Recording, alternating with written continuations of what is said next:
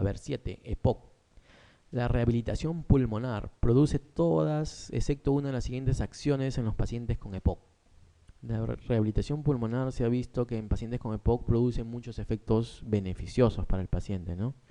Ahora, en el tratamiento del EPOC, y eso también les voy a recalcar ahorita, lo principal es el tratamiento broncodilatador. Así como en el asma lo principal es el corticoide inhalado, o sea, el tratamiento antiinflamatorio, en el EPOC es lo contrario. El tratamiento principal del EPOC es broncodilatador, no antiinflamatorio, ¿eh?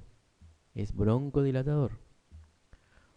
Cuando usamos un antiinflamatorio en EPOC, de tipo corticoide, usamos cuando el EPOC está en estadios moderados o severos o tiene un FED1 menor de 50% o tiene exacerbaciones muy frecuentes. Solo ahí usamos un corticoide inhalado para EPOC. O sea que en los estadios iniciales del EPOC probablemente solo utilicemos broncodilatadores y hay diferentes tipos de broncodilatadores que usamos en EPOC. ¿Ya? Aprovechando la pregunta, les recalco ese dato. ¿Ya? El manejo de EPOC es principalmente broncodilatador. El manejo de asma es principalmente antiinflamatorio. Bueno, entonces la rehabilitación pulmonar es uno de los tratamientos del EPOC. ¿Qué produce? Mejora la calidad de vida, obviamente sí, porque el paciente se siente mejor, tiene menos flema probablemente, puede tolerar el ejercicio mejor, tiene menos disnea, tiene menos síntomas. Disminuye también las exacerbaciones o las hospitalizaciones, pero lo que sí no hay nada que disminuya en el EPOC es la mortalidad en realidad. La mortalidad en el EPOC generalmente, como es una enfermedad crónica irreversible, digamos que es alta, ¿no? Entonces, hasta ahora no hay ningún manejo para EPOC que disminuya francamente la mortalidad. Se ha visto que el oxígeno dado en varias horas del día, más de 15 horas o 18 horas al día, mejora la supervivencia. Eso es otra cosa, pero igual se mueren. O sea, viven más años, pero igual al final mueren, ¿no? Dependiendo del estadio, obviamente. Pero ningún inhalador, actualmente tenemos inhaladores broncodilatadores, como les decía, de acción prolongada. En este caso para EPOC usamos los anticolinérgicos y eso también les van a preguntar qué tipo de inhalador es más frecuentemente utilizado en el EPOC. El anticolinérgico, broncodilatador anticolinérgico. ¿Qué tipo de inhalador broncodilatador es más usado en asma? Los beta 2 adrenérgicos. Ahora, ¿por qué? Eso es por la fisiopatología del EPOC. En la fisiopatología del EPOC tiene mucho que ver la acetilcolina y por eso que estos anticolinérgicos se ve que van mucho mejor en EPOC. Y entre estos anticolinérgicos tenemos lo de acción corta y lo de acción prolongada. Acción corta, ustedes conocen, el hipatropio. Acción prolongada, el tiotropio. ¿Sí? Y estos son los más utilizados en EPOC. Bueno, entonces ni el tiotropio, que es el mejor broncodilatador anticolinérgico utilizado para EPOC, se ha visto que disminuye la mortalidad. Sí mejora la calidad de vida, igual que el ejercicio, igual que la rehabilitación pulmonar, mejora la disnea, los síntomas, la capacidad de ejercicio, la tolerancia, la capacidad de ejercicio, etcétera, pero la mortalidad también se ha visto que no es francamente alterada por algún tratamiento. Ahora, obviamente que lo importante en todo paciente con EPOC es dejar de fumar. Ese es el principal manejo que deben hacer ustedes como médicos en todo paciente que fuma y ya tiene EPOC. Bueno, la 8. Un paciente ingresado por pancreatitis aguda, ¿no?, comienza con taquipnea, ¿sí? Taquicardia, sudoración y cianosis progresiva, ¿no? O sea, es un paciente que ingresó por pancreatitis y empieza a respirar rápido, empieza a tener taquicardia, empieza a sudar, empieza a tener una cianosis y vemos, le hacemos un AGA, tenemos una presión arterial de oxígeno de 55, ya tenemos una insuficiencia respiratoria, hipoxémica aquí, le hacemos el cociente PAFI, que ustedes también saben, es presión arterial de oxígeno entre FiO2, que significa la concentración de oxígeno que ustedes le están poniendo al paciente, en este caso debe ser al aire ambiente seguro, y está menor de 200, el PAFI. La radiografía de tórax muestra infiltrados alveolares bilaterales, o sea, en ambos campos, y alveolares. La presión de enclavamiento capilar pulmonar es normal. Eso nos indica que no hay problema de corazón izquierdo o problema cardíaco en todo caso. La oxigenoterapia no mejora la situación. Eso también nos indica que estamos ante un CHAN, ¿no? Que es cuando nosotros ponemos oxígeno al 100% y esto no mejora la oxigenación. ¿Qué diagnóstico es el más probable? Ya les han dado muchos datos aquí, ¿eh? Tienen un PAFI menor de 200, tienen un proceso que aparentemente es agudo, tienen una radiografía con infiltrados pulmonares en ambos campos, tienen una presión de enclavamiento que no nos indica que hay patología cardíaca. ¿Cuál es el diagnóstico? Una insuficiencia cardíaca, un tromboembolismo, neumonía nosocuyal, como dice acá, ¿no? Nosocuyal, es la secretaria. No, he sido yo. Bueno, ¿cuál es el diagnóstico? ¿Cómo se distrés respiratorio? ¿Cuál es el nombre correcto? Síndrome de distrés respiratorio del adulto o agudo. Antiguamente era del adulto, ahora es síndrome de distrés respiratorio agudo. Agudo. Antiguamente sí, a nosotros nos enseñaron que era adulto, pero ahora es síndrome síndrome de distrés respiratorio agudo, o también conocido en inglés por sus siglas como ARDS, ¿no? ARDS. Entonces, ¿cuáles son los criterios diagnósticos de un ARDS o síndrome de distrés respiratorio agudo? Es esto, es lo que dice acá, un inicio agudo en un paciente aparentemente sano, tener infiltrado bilateral, como dice acá, alveolar en ambos campos pulmonares, tener una presión de enclavamiento menor de 18, o sea que no indica un problema, como les decía, cardíaco,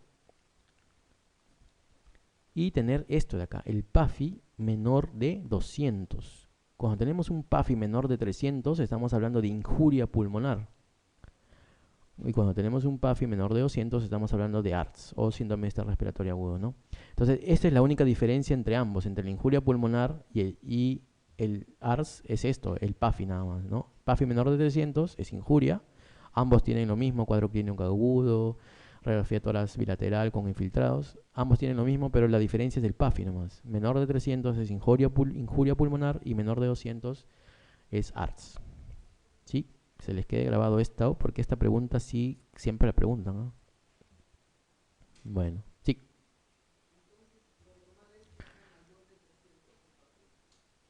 ¿Cuál es lo normal? A ver. Hay que razonar. ¿Cuánto es la presión arterial de oxígeno normal a aire ambiente? ¿Y a qué FiO2 estamos al aire ambiente? ¿Qué concentración de oxígeno respiramos ahorita? Bueno, ahorita estamos menos cerrados, pero igual que respiramos. ¿Qué concentración de oxígeno? 0,21. 0,21.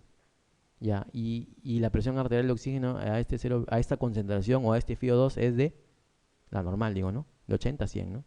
Entonces, ¿cuál es el PAFI normal? Divide pues 100 entre más o menos 20.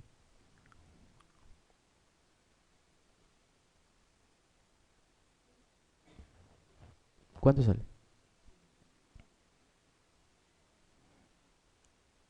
O sea, el PAFI normal obviamente tiene que ver con la presión arterial de oxígeno dependiendo de la concentración de oxígeno. O sea, lo normal obviamente es más de 300, es cierto, pero cuando tenemos problemas de este tipo, obviamente la concentración va a depender del oxígeno que tú le estés poniendo, ¿no? Entonces, por eso, cuando nosotros tomamos un AGA, tenemos que poner qué concentración está, porque de acuerdo a eso la presión arterial de oxígeno se altera y el PAFI también se altera. Pero todo PAFI menor de 300 ya es injuria pulmonar y todo PAFI menor de 200 es ARDS. ¿Cuánto salía? Es 100 entre 0,21, ¿eh? No es 100 entre 21. El FiO2 es 0,21.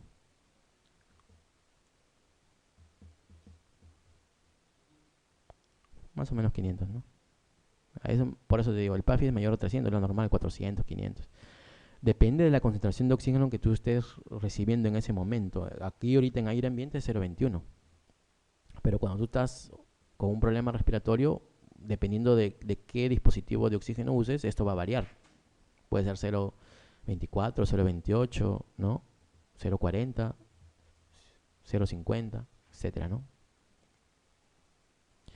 Bueno, 9. Existen varios términos semiológicos, esta es otra, que tienen que ver o que tienen en cuenta el patrón respiratorio de un paciente, ¿no? Si se observa en un paciente tras un periodo de apnea que se producen respiraciones que van aumentando progresivamente en amplitud y en frecuencia, ¿no? O sea, frecuencia quiere decir que son más rápidas y amplitud que van aumentando en tamaño, y luego hacen lo mismo pero van disminuyendo progresivamente hasta otro episodio de apnea. ¿Cómo se llama ese tipo de respiración? Hay 3 tipos de respiración que son las más conocidas. Una es la de Cheyne-Stokes, otra es la de Kussmaul y otra es la de Biot. Sí. ¿Cuál es la respiración de la acidosis? De la cetoacidosis diabética, por ejemplo, de la insuficiencia renal. La de Kussmaul. La de Kussmaul es una respiración donde el paciente inspira con una gran fuerza y luego expira rápido. O sea, son respiraciones grandes, digamos, ¿no? Con amplitudes grandes, pero donde no hay apnea. No sé si ustedes han visto un paciente con cetoacidosis diabética, hace eso. ¿Y por qué hace eso? Porque quiere eliminar el CO2, porque está en acidosis metabólica en este caso, ¿no? Pero lo que quiere hacer también es eliminar CO2, por eso que hace este tipo de respiración, digamos, con una amplitud grande y luego una expiración rápida. Y luego igual, otra inspiración rápida, y grande y amplia, digo, y luego una expiración rápida, ¿no? Entonces,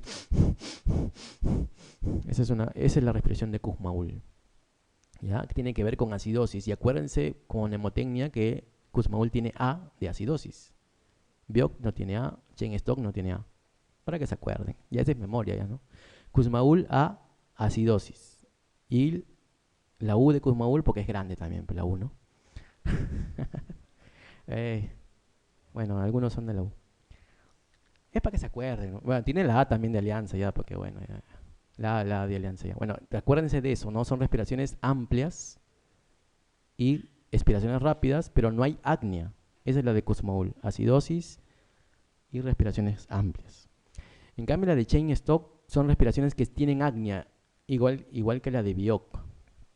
Pero en la de Cheyne-Stokes se caracteriza por lo que dice acá justamente, ¿no? Son progresivas que van ampliándose cada vez más y son frecuentes y luego van bajando y luego viene un periodo de apnea que puede ser de 10 a 30 segundos y nuevamente empieza otra vez esta respiración ascendente hasta lo máximo, hasta la amplitud máxima y luego va bajando, ¿no? Hasta una amplitud menor. Entonces, esa es la respiración de Cheyne-Stokes.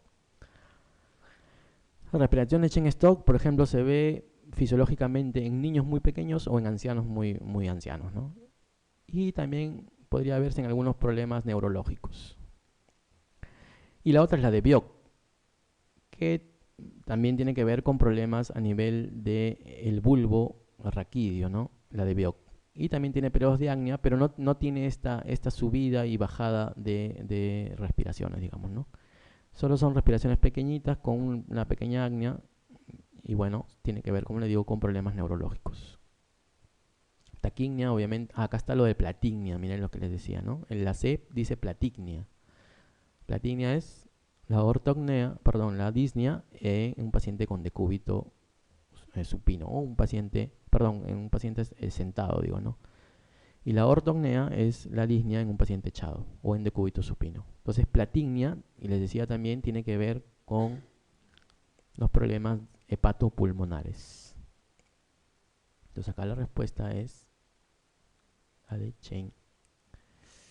No quiere marcar la de Cheyne-Stokes, ¿no? Acá está. Esta es la respuesta. Ya, listo.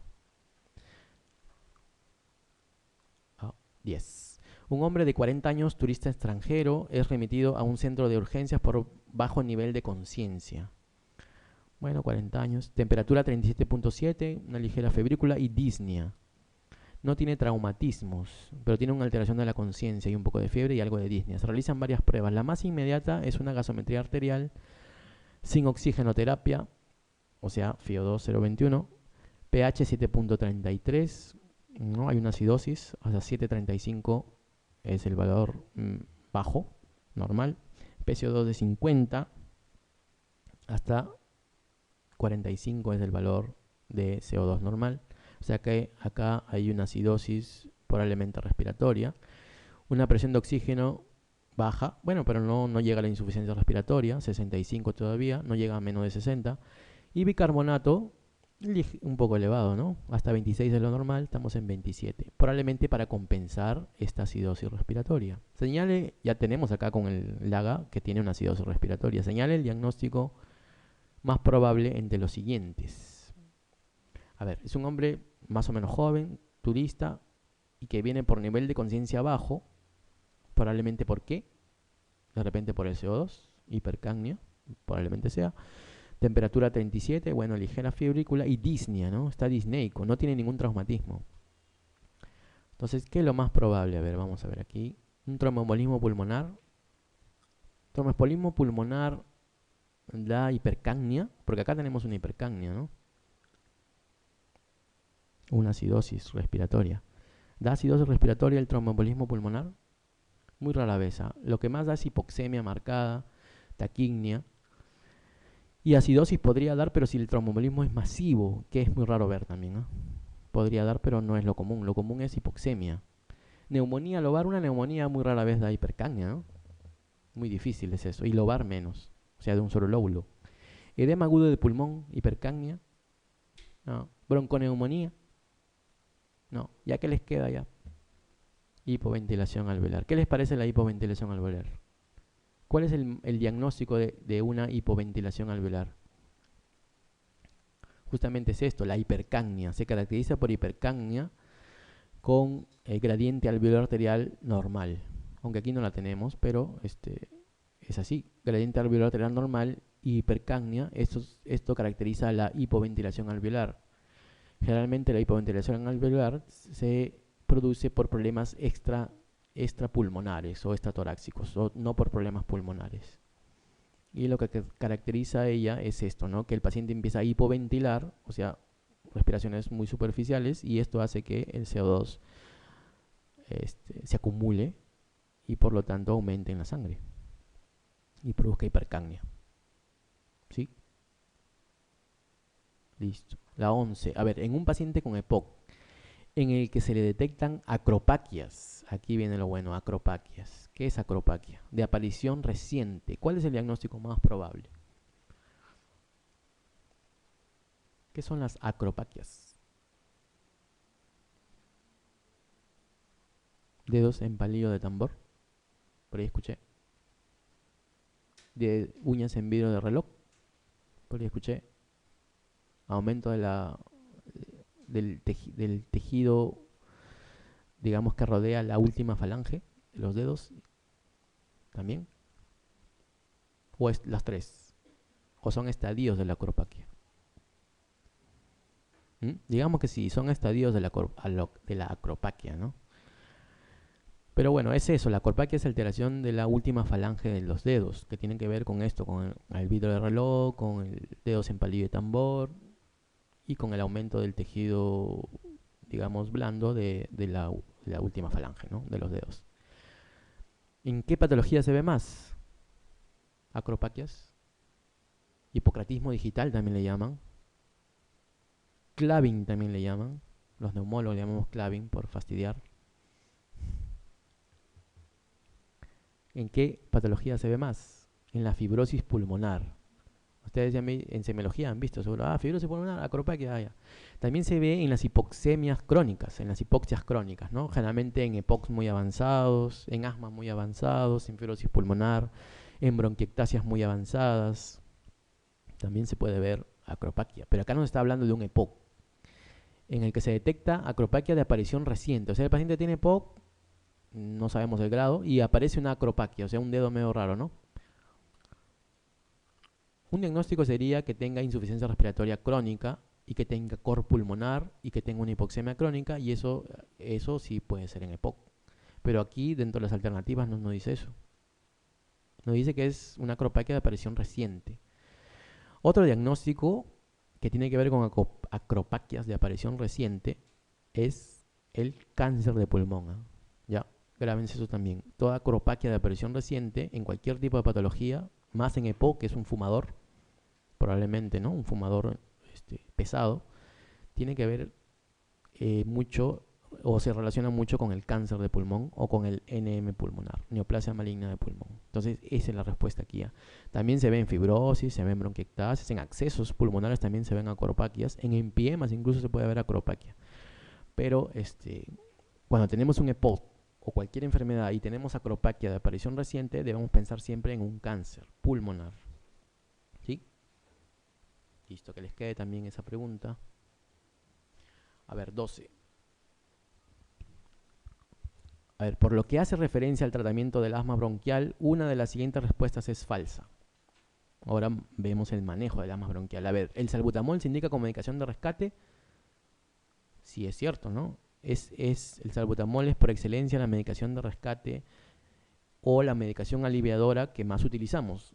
Y lo que los médicos le decimos al paciente que es solamente un calmante, entre comillas, para que lo entienda, ¿no? Porque el paciente lo hace al revés.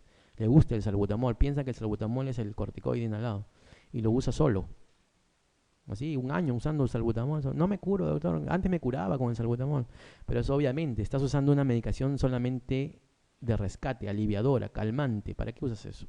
Y hay médicos que recetan eso. Ojalá que ustedes no lo receten cuando sean médicos. Bueno, el salbutamol solo es rescate, aliviadora, nada más.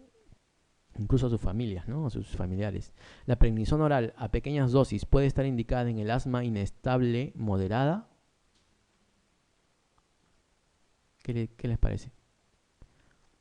A pequeñas dosis, digamos prednisona, sí se podría indicar en un asma inestable, que no mejora con inhaladores. Sí, podría ser, sí.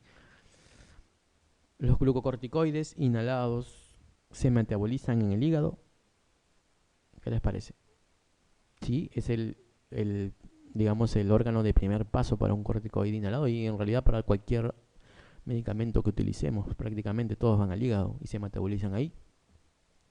Los agonistas adrenérgicos beta 2 pueden emplearse en combinación con los glucocorticoides inhalados en el asma persistente leve moderada.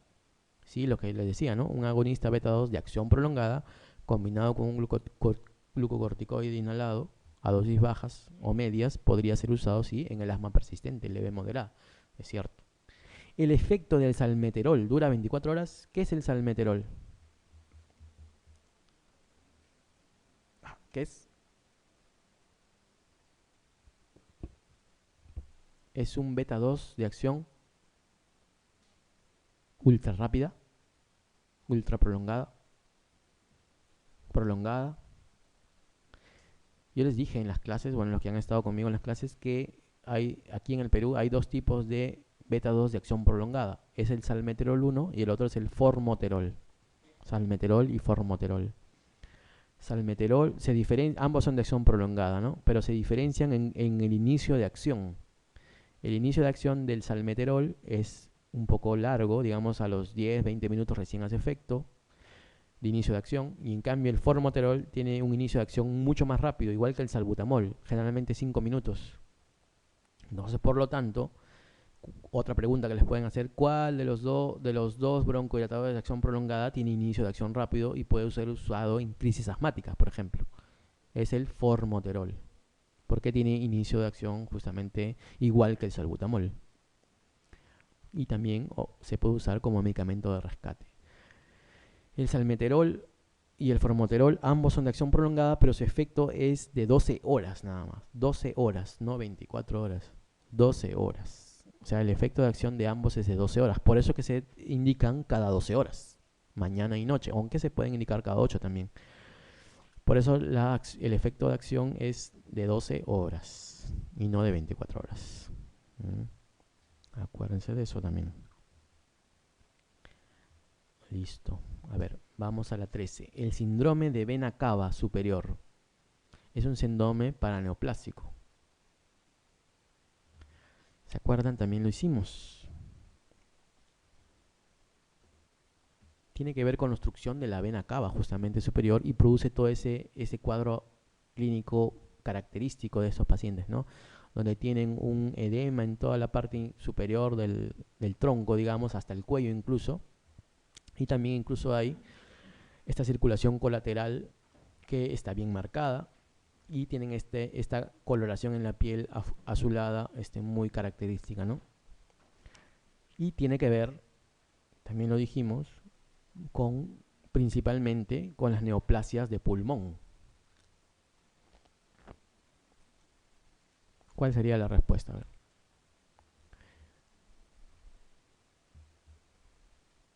¿No es una urgencia oncológica?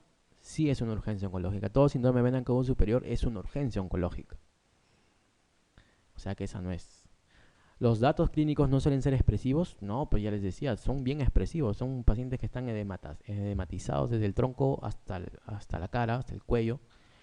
Tienen circulación colateral evidente. Entonces es un cuadro clínico expresivo. ¿La radiografía simple de tórax no permite sospecharlo en la mayoría de las ocasiones? Sí, sí permite sospecharlo porque vamos a ver un ensanchamiento del mediastino. Justamente por el NM pulmonar y también por la obstrucción de esta vena cava. En algunos casos también puede haber este ensanchamiento mediastinal por adenopatías que se encuentran también en estos tipos de pacientes. El 85% de los casos se debe a la existencia de un cáncer de pulmón. ¿Qué les parece? No responden al tratamiento con radioterapia. ¿Cuál de las dos creen que es la verdadera? Pues, ¿no?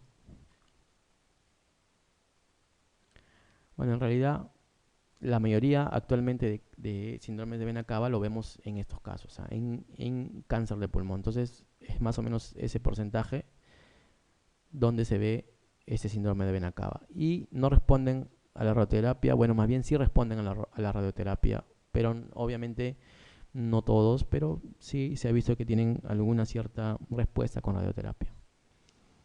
Ahora, ¿qué cáncer de pulmón de todos los 4 tipos que hay es el que produce más síndrome de vena cava superior? A ver, ¿se acuerdan? Ajá, el CA de células pequeñas o células en avena. Ese es el que produce más síndrome de vena cava superior. Bueno, vamos a la 14, a ver. ¿Qué medidas funcionales periódicas tienen un papel básico en el seguimiento y en el manejo de las enfermedades pulmonares intersticiales crónicas? Está hablando de medidas funcionales, tienen que ver con función del pulmón, ¿no? Está hablando también de enfermedades intersticiales, o sea, probablemente fibrosis pulmonar. ¿Cuál de todas estas nos ayuda más al seguimiento, digamos, del manejo y también de la progresión de la enfermedad? En el caso de la fibrosis, la espirometría y el test de provocación mediante metacolina. ¿Qué es la metacolina? Es una sustancia que se usa como provocación de broncoconstricción. Es un test de broncoconstricción, el test de metacolina. Lo usamos cuando tenemos pacientes asmáticos con espirometría normal y necesitamos saber si realmente son asmáticos y usamos este test de broncoprovocación. Una de las sustancias utilizadas es la metacolina. Otra de las formas es usar test de broncoprovocación por ejercicio y también se usan para asma. Obviamente esta no es. Espirometría y medida de la fuerza de los músculos respiratorios. Más usamos esto de la medición de músculos respiratorios para obviamente patología respiratoria, pues, ¿no? De músculos respiratorios, no tanto en fibrosis. Espirometría y curva de presión-volumen. Bueno, la curva de presión-volumen es parte de la espirometría, entonces aquí tampoco, esto no lo usamos para seguimiento de fibrosis. ¿Qué les parece el DLCO? ¿Qué es el DLCO? Es el test de difusión de monóxido de carbono, ¿no? LAN de pulmón, D de difusión, CO de monóxido de carbono. El test de difusión de monóxido de carbono es la prueba principal, digamos la más importante para ver patología restrictiva intersticial pulmonar y para el seguimiento. Entonces, esta respuesta es la más cierta, ¿no? Espirometría, bueno, sí, para ver restricción. Volúmenes pulmonares también, para ver si disminuyen. Esto se llama pletismografía. Y medición de la difusión de monóxido, que es el DLCO. Ya les decía que nos ayuda mucho a ver qué grado de alteración hay en esta membrana alveolo capilar, que obviamente se engruesa con estas enfermedades intersticiales. Y obviamente también la gasometría en reposo para ver si el paciente ya está reteniendo CO2 o tiene alguna insuficiencia respiratoria de tipo crónico, ¿no? Entonces aquí la mejor respuesta es la B.